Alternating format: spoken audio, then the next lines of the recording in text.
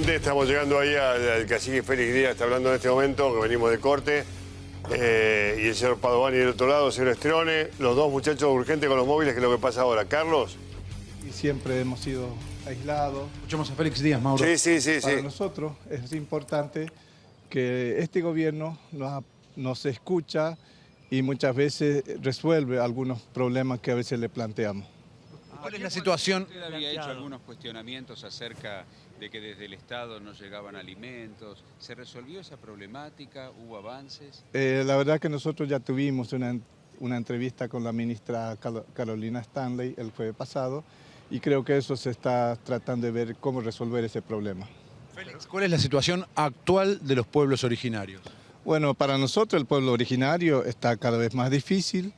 La situación que viven los pueblos indígenas, el tema territorial, que es uno de los graves problemas que estamos enfrentando por la falta de una política que incluya el tema de la titularidad de las tierras que nosotros pedimos a nuestros gobernantes a través de la Cámara de Diputados y Senado, que se tiene que tratar esta deuda social que tiene el Estado hacia los pueblos indígenas. ¿Tuvo algún acercamiento con Alberto Fernández? ¿Ya lo va a tener? La verdad que siempre estamos abiertos al diálogo, buscaremos esa oportunidad para dialogar y plantear esta problemática. Gracias. Igualmente. Mauro, escuchamos la palabra de Félix Díaz, está entrando en estos momentos. En este para momento ser recibido entra por el presidente. Ahora mismo, ¿no? ¿A qué hora es? ¿A las 5 era? ¿O un poquito antes? Bueno, no importa.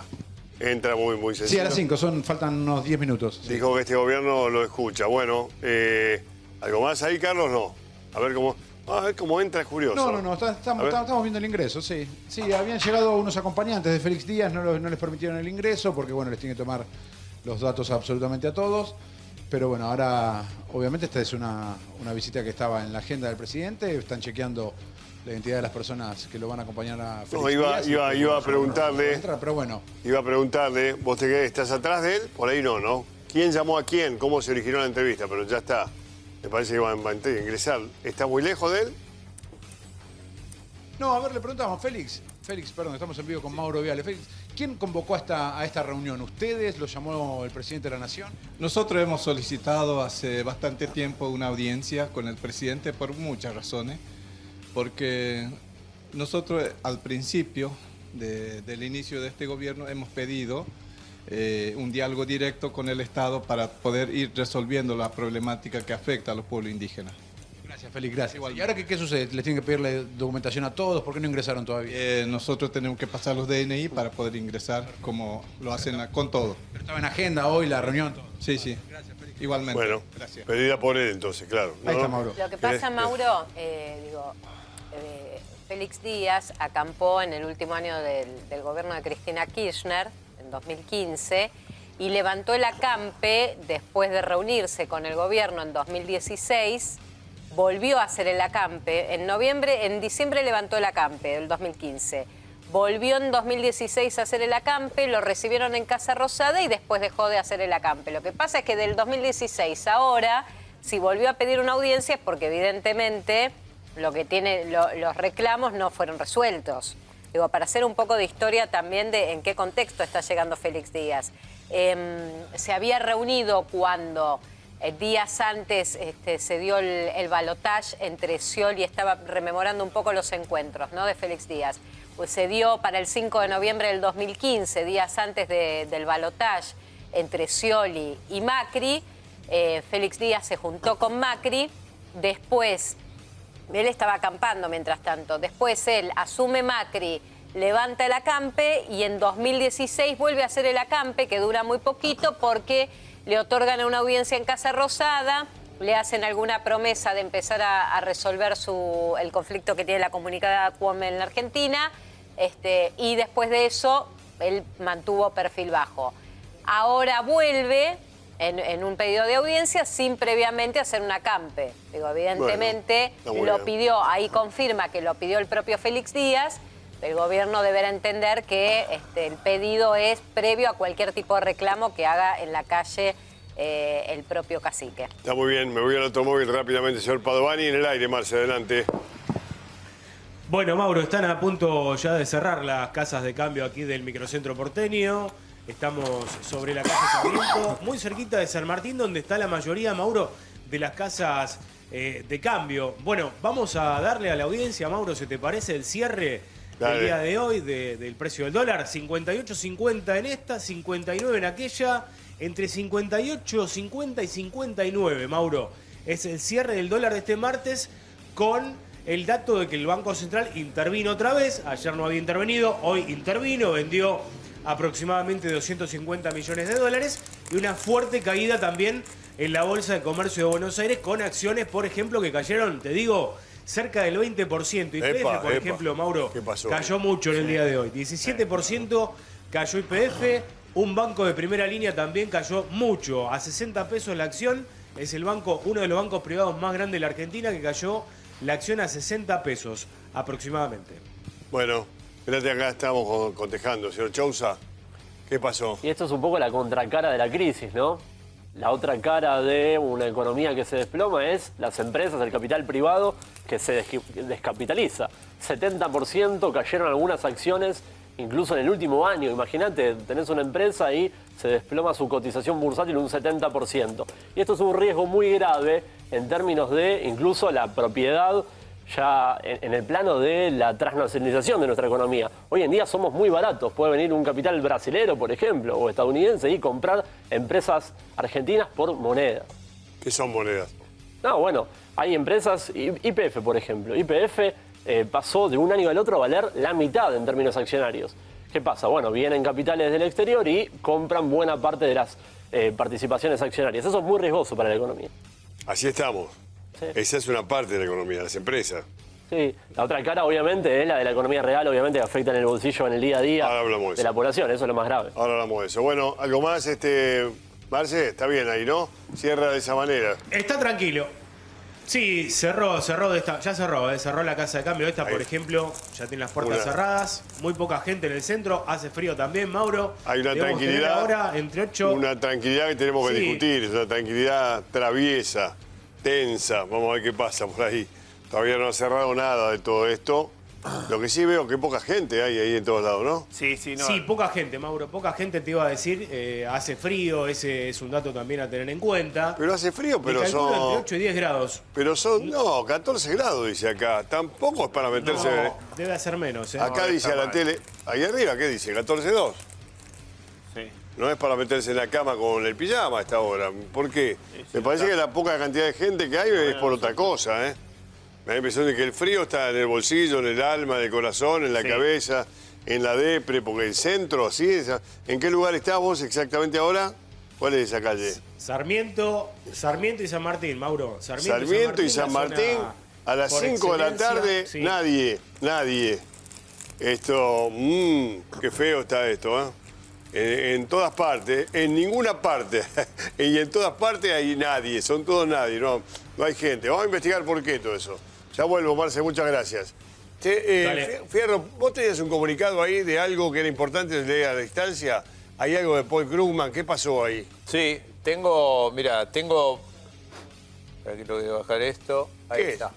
Tengo un tuit de Paul Krugman, alguien que ha sido premio Nobel de Economía, y él mismo analizaba y arranca diciendo esto, ¿no? Llorando por Argentina, estoy tratando de entender la pérdida y, bueno, encontrarnos con la historia completa. Y en general dice, según lo que se entiende, Macri llegó a tomar, digamos, al poder y tenía el doble déficit, un problema de doble déficit, ¿sí? Y dijo, en realidad, hace una comparación. Dice que Macri debería haber hecho un gran ajuste al principio, apenas asumió el poder en el 2015. Ya está, y además, la crítica fuerte contra el Fondo Monetario Internacional. Dice, el fondo dejó hacer todo esto. Dijo, nadie los controló. Bueno, Paul Krugman, acá en Twitter, y ahora, obviamente, mira, con gráficos, con datos, con estadísticas, y con todos los detalles, ¿no? Es un electrocardiograma de cuando ya estás en terapia intensiva, eso. Sí. Está mostrando eso diciendo, venga, doctor, lléveselo. Dios mío, ¿eh? Bueno, gracias. Fuerte. Muy interesante lo que Krugman quería darlo. ¿Cómo le va, Pedro? Buenas tardes. ¿Qué tal? ¿Cómo anda? ¿CTA viene con un paro? Sí, nosotros venimos de un plan de lucha, movilizamos el otro día la puerta del Consejo del Salario, estuvimos en la reunión del Consejo del Salario Y la semana que viene ahí va a haber una jornada de lucha con paro. Ya hay organizaciones de nuestra central que han declarado el paro. Mañana nos reunimos para ver de qué características les damos de nuestra central. Pero sí, en el marco de esta situación con 7% de indigencia, 34% de pobreza, con una 10.000, el gobierno de Macri creó 10.000 pobres por día, hubo una expulsión de descenso de la clase media a la pobreza de 1.900.000 personas, así que en ese cuadro de precarización laboral, de hambre, por supuesto nosotros venimos con el plan de lucha desde el mismo momento que este gobierno anunció las medidas. ¿Cuándo es el paro? El 10 ya declaró paro, que es ATE, que es una organización... Sí, tiene razón. Tal que es el día 10, y ahí ya estamos coordinando porque hay otras organizaciones de nuestra central que también están estudiando para hacerlo coincidir, como es el caso de Conaudo Histórica, los profesores universitarios, los profesionales de la salud, y acompañar todos los gremios que integramos la CTA autónoma, acompañar ese día en la continuidad del plan de lucha, ¿no? Sergio, esta economía es terminal, vos dijiste el día a día, ¿no? Sí. ¿El día a día qué es? ¿Los precios, todo eso? Definitivamente estamos, por ejemplo, en una situación de crisis alimentaria, ¿no? De emergencia alimentaria muy severa. Y no severa. la dan, la pide todo el mundo y no la dan. Sí, Ricardo recién mencionaba los números de indigencia, 7,3% de indigentes. Eso es el correlato directo del aumento sideral que están teniendo los precios de los alimentos. Te pongo algunos números. El segmento de alimentos y bebidas del IPC, que es un promedio aparte, ¿no? Mide diferentes situaciones dispares, pero este promedio da 60% de aumento en el último año, ¿no? Cuando vos eso lo comparás contra lo que aumentan los salarios, por ejemplo, las jubilaciones, 42%, o el salario mínimo está aumentando, todavía no llegó la cuota de septiembre, está aumentando 30%, la mitad. Con lo cual, obviamente, eso es gradualmente cada vez más gente que cae por debajo de la línea de la pobreza y la indigencia. Y no solamente pasa con aquellos que no tienen un trabajo. Hoy en día tenés un empleo pobrerizante, una situación de personas que están en una situación de empleo, seguramente precario, seguramente por fuera de la formalidad, que también están cayendo por debajo de la línea de la pobreza e incluso de la indigencia. Hoy, un salario mínimo no llega a adquirir la canasta básica alimentaria como para poder comer. ¿Un salario de cuánto mínimo? Salario de 12.500 el mínimo, que todavía no ajustó. El gobierno dio un aumento por decreto del 35%. 35%. En tres cuotas. En 3 cuotas aparte. Es la devaluación de solamente el mes de agosto. Para completar lo que decía Sergio, más allá de los números de inflación, cuando uno apunta a los alimentos, los aumentos fueron mucho más altos. La leche, por ejemplo, tuvo un aumento del 99% en el último año. O sea, cuesta el doble un sachet de leche ahora que hace 12 meses. ¿Quién gana el doble que hace 12 meses? Creo que ninguno de nosotros, solamente los bancos, que ayer comentábamos que habían tenido ganancias incluso más amplias. Pero los bancos no compran leche. Los bancos son buenos empleados. Se les aumentan a todos. Sí. ¿Cómo? Nada, esa metáfora. Los bancos no, son pero ni siquiera los empleados bancarios, que son un gremio que tiene... los bancos son buenos empleados. Siempre tienen aumento y aumento y aumento. Nunca pierden guita. Ah, sí, los dueños de los bancos nunca pierden plata. Vos viste un banco que pierde guita, está para ganar guita. Viene para eso. ¿O crees que te la regalan? No son bancos operativos ni mucho menos. Bueno, vamos, Luce, vamos a la vueltita. Mauro, la bolsa cayó 11,9, pero paradójicamente ¿Por qué? Es una buena noticia para el bolsillo de la gente. ¿Por qué? ¿Por qué? Porque los que cayeron son los bancos y las eléctricas. El promedio de 11,9...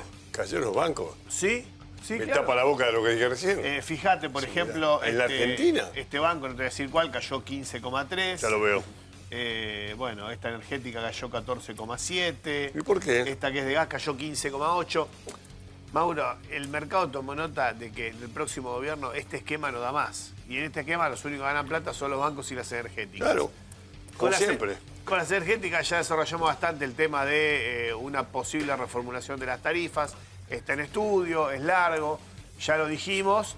Las energéticas van a dejar de levantarla en pala mecánica y le van a empezar a levantar en pala a tracción humana. No sé qué quiere Van a ganar un poquito menos de plata de la que ganan. Se supone que puede ser un alivio para el bolsillo de los ciudadanos. Y los bancos, la verdad, Mauro, está en una situación muy rara, porque los bancos ganan mucha plata, pero ganan solo con dos negocios que son los que están hundiendo la economía real, que es la compra y venta de dólares, la brecha, fíjate que es de 4 pesos, te compran a 53, venden a 57, y las LELIQ. Entonces, ya el mercado sabe ¿Y los créditos que están dando? No están dando. ¿Por qué? ¿Por qué no? Porque pero... Pero Mauro, en una economía con 60% de inflación, ¿quién te va a dar un crédito? El banco. La cueva financiera de la otra cuadra, nadie más. No, es imposible. ¿Sabés cuánto es la tasa? Viste que la LELIQ tiene una tasa que hoy es casi 86, sí. Y ahí se saca una tasa increíble. que es la tasa de interés de la economía. 115%.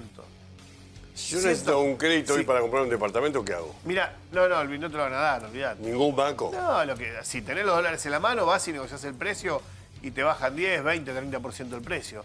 Depende de la desesperación del vendedor. Si no, olvidate, no hay forma. Pero, por ejemplo, si vos hoy te endeudás con tarjeta de crédito, sí. ¿no?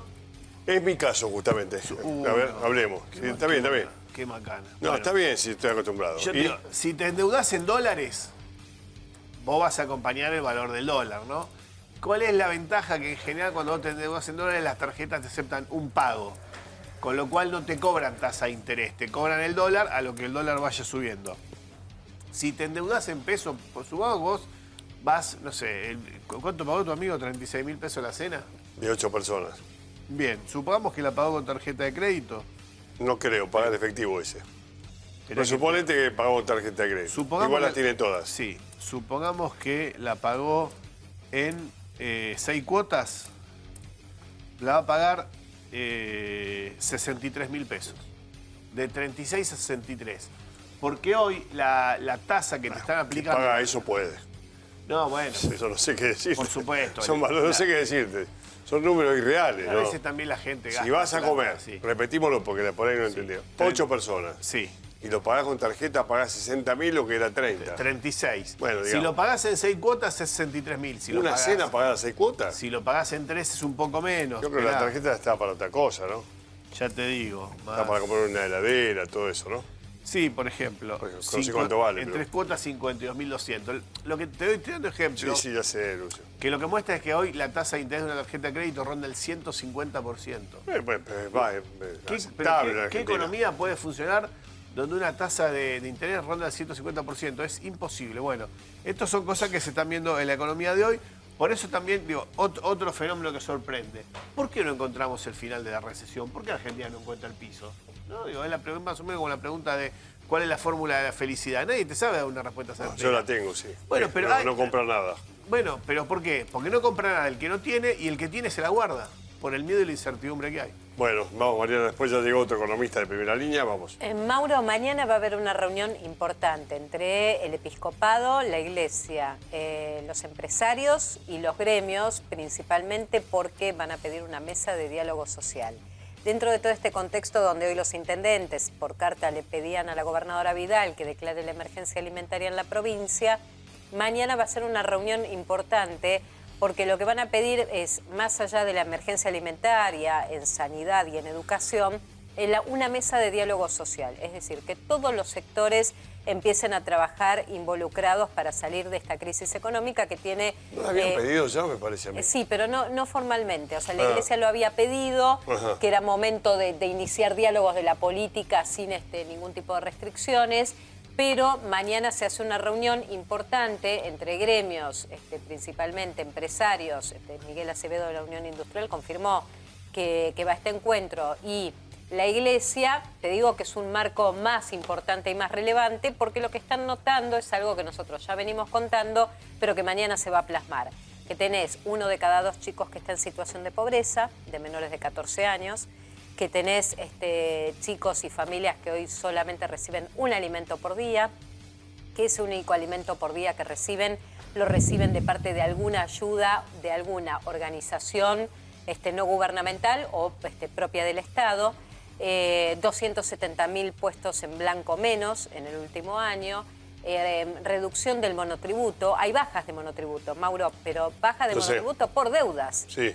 La FIP hace toda una barrida ahí y da de baja monotributos cuando hay deudas porque son personas que pasaron al monotributo pero que les cuesta pagar hasta el componente impositivo. Pero hay moratorias ahora para eso, ¿no? Sí, hay moratorias, pero hay gente que no... Hay moratorias a 120 meses. Sí, pero hay gente que ni averigua por moratorias, Mauro, porque tienen deudas realmente importantes, porque lo dejaron de pagar.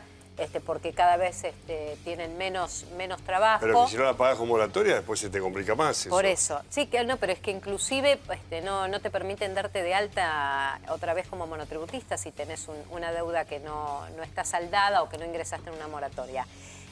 Así que digo, la situación es realmente acuciante, esto ya la Iglesia lo viene señalando, la dirigencia política opositora también, los gremios lo plantean y ahora se va a plasmar en el día de mañana en esta reunión importante con la Iglesia. Señor Lantos. Mauro, a esta hora está caído el diálogo entre el gobierno y la oposición para tratar en el Congreso el proyecto anunciado por la CUNSA el miércoles pasado. Esto tiene dos motivos. Por el lado del gobierno, que no terminan de encontrar una redacción del proyecto. De hecho, son muy fuertes, se comentó algo acá creo ayer, los rumores de que van a dar marcha atrás con algunas de las medidas anunciadas. Sí, lo comentaron ustedes. Así es. Y por el lado de la oposición yo te diría que la palabra es hartazgo, ¿sí? Desde el miércoles le dijeron que el proyecto iba a estar el jueves, luego dijeron que iba a estar el viernes, luego dijeron que iba a estar el lunes y ya después dieron de baja a la visita de la CUNSA que iba a ir mañana a la bicameral. Dijeron así no, así que en este momento está caído y probablemente sea uno más de los anuncios del gobierno que terminan quedando en la nada. Yo creo que está demorado, pero por lo que me dijeron a mí. Parecía estar demorado. Yo también, porque digo, de la información que yo pude recabar y que ayer también planteaba, es que están esperando esta semana a ver cómo funciona este cepo. Este control de cambios. Y en función de eso, después van a seguir avanzando. Es más, Rogelio Frigerio ahora está en una actividad de acción política, una mesa de acción política, pero Monzó y Frigerio están muy juntos para trabajar en algún tipo de acuerdo con el Congreso. Lo de la oposición que plantea Nico, yo lo que tengo de referencia es que como no les mandan el proyecto ni la letra chica, dicen, bueno, quedará frisado y con menos intención de abordarlo. Con este gobierno no sabés cuándo empieza o termina nada. Claro, pero bueno, lo que tengo, de aporte es eso, o sea, no está caído, pero quieren hacer un primer balance de la semana, sobre todo de esta política que implementaron. Tiene razón Nico, que muchas cosas cayeron rápidamente. Cayeron a ningún lado porque nunca se instrumentaron las medidas. Entonces, pero me dijeron que está demorado. Bueno, veremos si logran sacar la Estás muy escéptico vos con este gobierno, ¿no? No, creo que no es algo, creo que no es algo mío, creo que es algo que comparte buena parte de la sociedad. ¿No te dio ningún rasgo de felicidad, nada, nunca? No, lamentablemente no. Bueno, digamos eso. Dale, Fierro, le toca a vos, vamos. Nos alejamos del tema del huracán. Hablamos de economía global. ¿Y qué pasa en Gran Bretaña con Boris Johnson? El hombre que dijo, miren, hay que cerrar acá el tenemos un buen manicomio.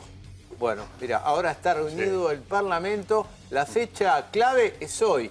Y acaba de ocurrir algo raro. De un bloque a otro, los que están a favor de Johnson y otros no, bueno, Johnson tenía mayoría parlamentaria. Recién un legislador se paró, se cruzó y se cambió de bloque.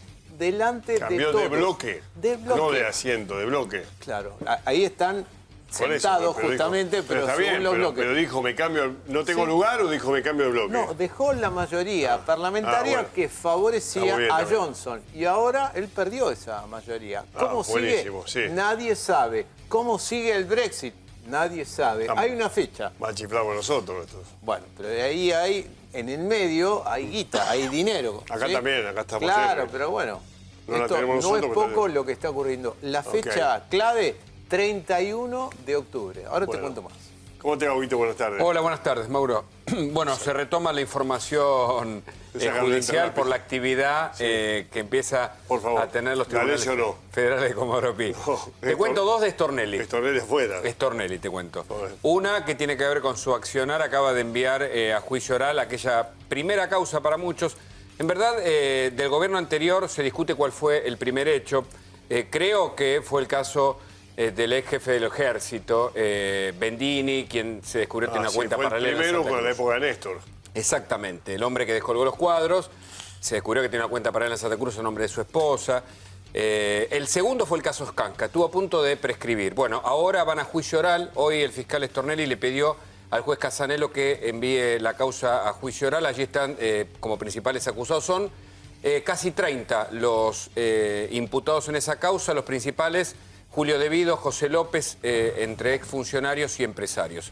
A su vez, Stornelli está pasando un momento complicado porque el juez federal Alejo Ramos Padilla le pidió al procurador general Eduardo Casal que resuelva la situación, que resuelva por una medida disciplinaria que puede incluir el desafuero a propósito de su rebeldía en las negativas a las declaraciones indagatorias que fuera citado en el marco de la causa D'Alessio.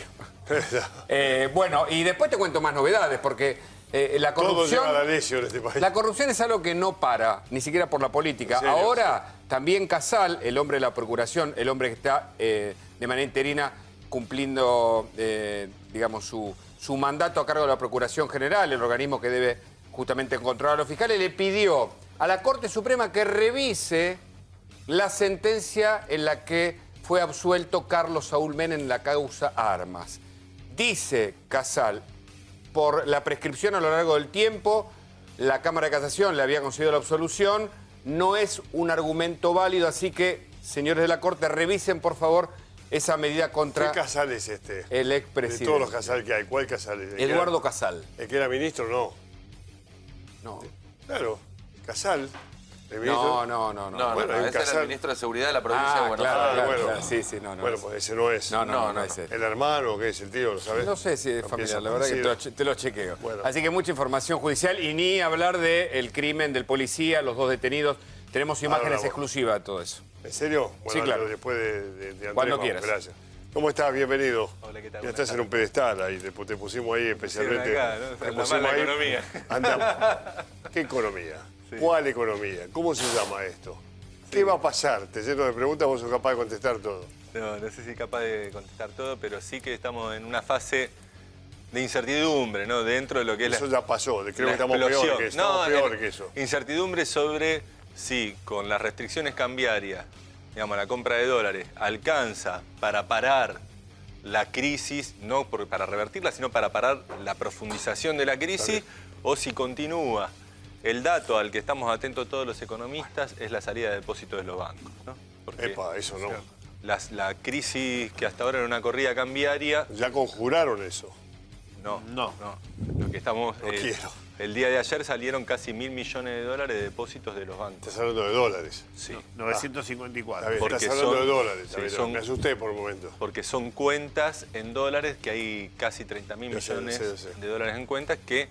se la está llevando la gente. Y la gente se la está llevando porque tiene incertidumbre sobre qué puede pasar con sus ahorros y está viendo una salida masiva. Pone caja de seguridad si puede y si no se lo lleva a la casa.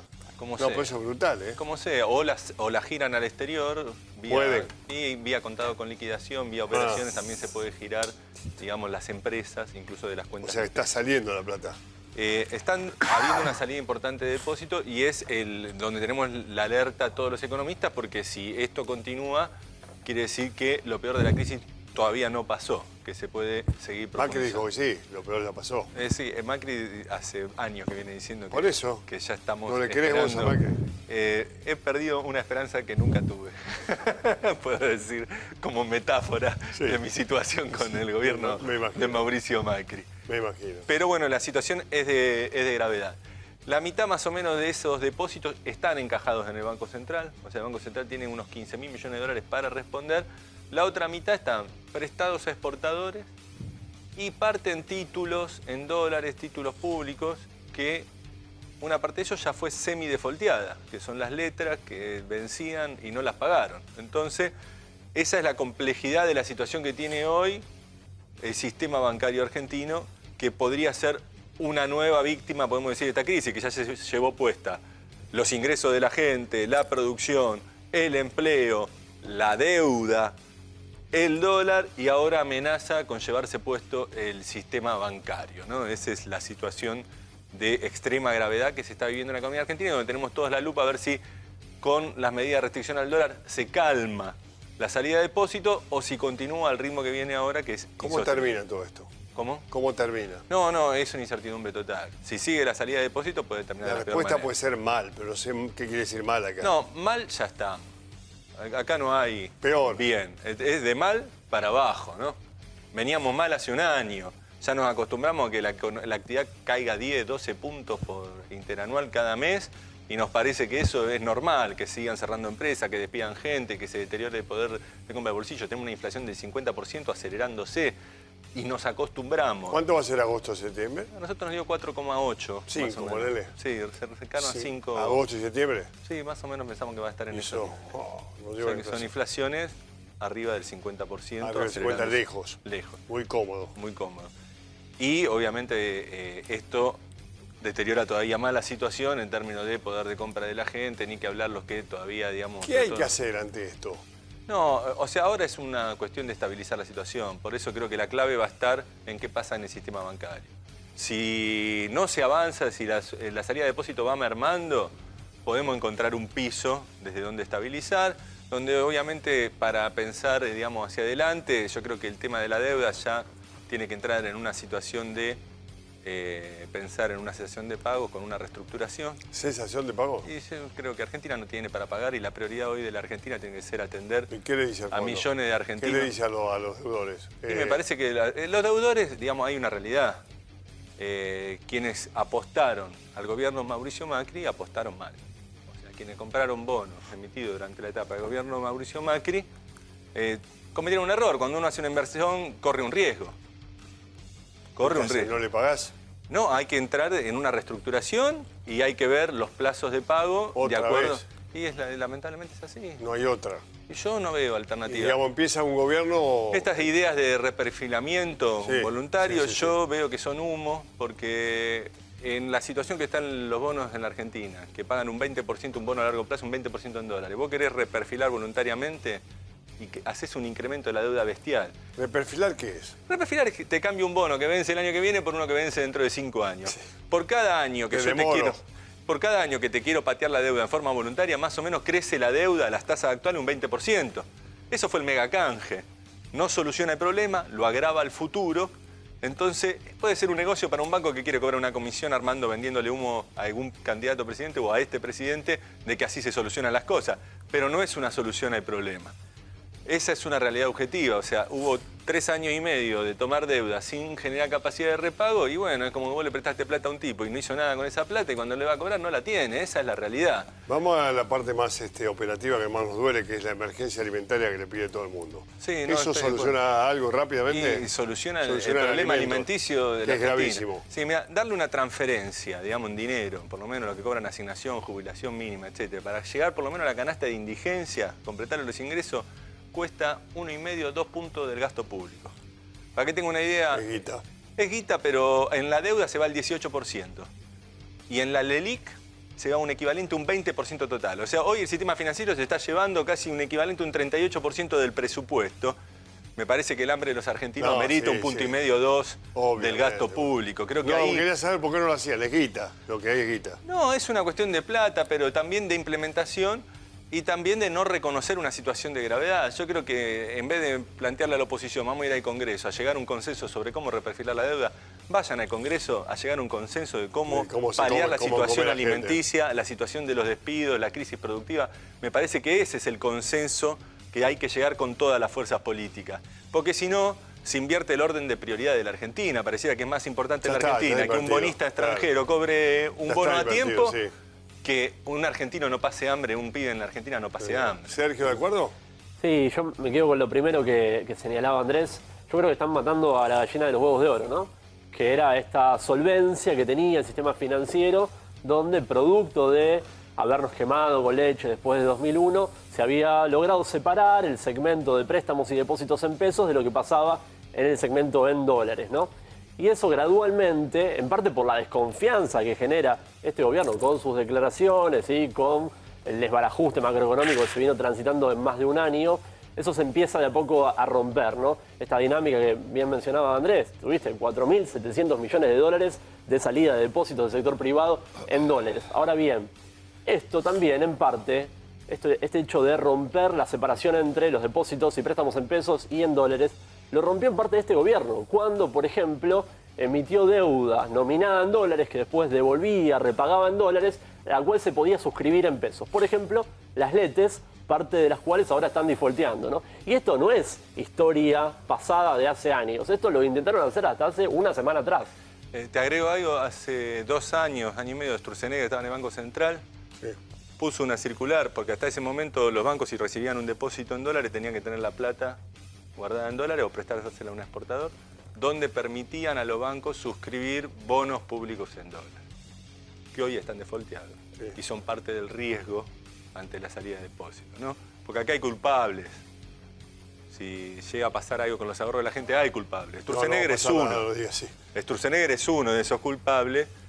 Y encima por lobby de los bancos, que le decían, esto no nos da mucha rentabilidad. Tener toda la plata ahí encajada no nos da rentabilidad. Buscarnos algún negocio y le dijeron, bueno, suscribite Letra, que te ganás unos puntitos de porcentaje. Y siempre en el negocio chico, mirando el negocio chico, un puchito más, ya tenían una gran rentabilidad, un puchito más, ponen en riesgo nada más y nada menos que los ahorros de la población, ¿no? Me parece que eso es de suma gravedad. A veces las decisiones por los lobbies se toman en forma apresurada y no se miden las consecuencias. Terminó el proyecto político de este gobierno de Macri, terminó, ¿no? Sí, yo creo que sí. La verdad que uno pensaba que era una construcción política para quedarse, un nuevo partido conservador, como hubo el siglo pasado. Eso?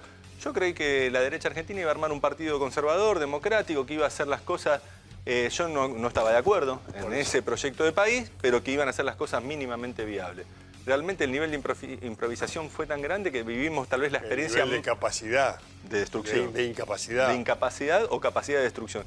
Tan grande que un proceso que en otra época por ahí los partidos vivían 30 años, 100 años, tenemos partidos centenarios, vamos a vivir tal vez la historia y la experiencia más frustrante de un partido que llega al gobierno, una construcción histórica y que yo creo que tiene certificado de defunción. Con estos colores, no el proyecto liberal de los sectores más ligados a la exportación, financieros internacionales, que van a encontrar su cauce, me imagino yo, en otro espacio político, pero sí, me parece que Cambiemos como figura política y el PRO hoy en día están al borde de la tumba. Gracias, Andrés, muy amable. Gracias, Sergio, muy amable. Gracias, muy amable. ¿Falta algo, decir algo tuyo? Del paro ya lo dijimos, ¿no? El paro ya lo dijimos. Repetí la fecha. El 10 vamos a hacer una jornada de lucha de la CTA Autónoma conjuntamente con los gremios de nuestra central que van al paro, y la situación necesita, más allá de los tiempos electorales que se está describiendo acá, necesita medidas ya. Por eso necesitamos medidas urgentes, la protección del empleo, porque en esta situación también hay grandes empresas que aprovechan para decir que la crisis y maximizar ganancias. Un caso claro, por ejemplo, que la industria farmacéutica, que cada vez factura más, y en el caso de Lea Fénix, que despidió 90 familias en la calle simplemente para maximizar ganancias en un ambiente que no hay crisis. O sea, por un lado, la crisis alimentaria que hay, la indigencia, la pobreza, y por otro lado, tenemos que proteger la producción y ponerle límites a aquellos que aprovechan de la crisis para seguir ganando, ¿no? Gracias, muy amable. ¿Queda algo? Porque tengo que hacer el segundo y anteúltimo corte a las 6, vamos con los títulos. ¿Queda un título importante? ¿Vos tenés? Dale, sí. Venga. El presidente, además de hablar el fin de semana con Alberto Fernández, habló con Roberto Labaña el día sábado. ¿Lo llamó él? Lo llamó el presidente a Labaña. Hola, Roberto. Hablaron el sábado. Mirá vos. Sí. ¿Y? ¿Querés detalles o después? Sí, bueno, está bien eso, que los guardes para un corte, un minutito. No sé, yo porque después decís título. Es que tengo ese título porque hay 3 cortes. Es un programa de televisión, vos sabés de esto. Sí, bueno. Con 3 cortes, guardalo. Después te cuento que hablaron Labaña. Viene el último aviso de cualquiera que venga. Sí. Y quiero saber, poné ya una imagen de él, ya anda preparando. No sabían los chicos, por eso los sorprendí, no les avisé. Macri y Labaña. Macri y Labaña. Y quiero contar todo lo que dijo todo. Y lo que le contestó. Con pelos y señales. El diálogo. Pelos. Es un dicho. Es una frase de pelos y señales. Todos los detalles. Pero quiero saber. Porque señales está bien. Señales tiene. Sí, señales sí, pero... Pelos no. ¿Vos sabías algo de esa reunión? No. Le dio impresión. ¿Vos sabés algo? No. Sí. Voy a anotar. ¿Vos sabés algo? Voy a anotar todos los pelos y señales. Sí. Tratá de pelos no contar, porque es horrible. Enseguida, después del anteúltimo corte, pelos y señales, Labaña con Macri, increíble. Me falta decirles que sí, que llamen a Life Group, sí. La única empresa dedicada a esto, la más seria, dedicada a choques, accidentes, muertos. Realmente para prever, para prevenir, para que no te pase este número, pero llamando ahora mismo. Haceme caso. Life Group es la única empresa en Argentina especializada en accidentología vial que brinda asesoramiento pericial y legal a víctimas, abogados, empresas y medios de prensa en todo el país. Solicita una entrevista al 4-373-4499. ¿Sabías que el arroz Marolio, además de ser el acompañamiento ideal para tus comidas, es una gran fuente de energía que fortalece tu sistema inmunológico? Así es el arroz Marolio. Rico, sano y rendidor. Marolio, una de las marcas más elegidas por los argentinos.